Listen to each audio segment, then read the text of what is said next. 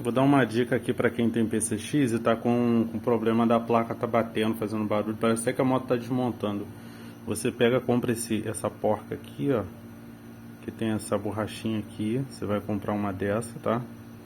Porque esse parafuso aqui da minha tinha soltado um, aí eu fui botei esse parafuso aqui agora, com essa porca aqui. Aí o que que você vai fazer? Você vai pegar seu estilete, tá? Vai pegar esse tapetinho aqui, tipo um tapetinho de borracha, ver se a câmera foca aqui, é tipo um tapetinho de borracha, tá vendo? A espessura dele. Aí eu coloquei a placa lá da moto em cima disso aqui, entendeu? Cortei o pedaço certinho da placa. Tá vendo? Aí ficou por trás, fiz a furação ali, entendeu? Aí agora é só dar o aperto aqui.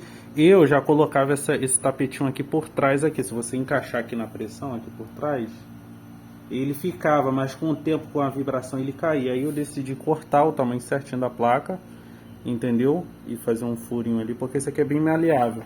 Isso aqui dá pra você, ó, tá vendo? É bem maleável mesmo. Isso aqui evita de estar fazendo aquele barulho chato. Só uma dica aí.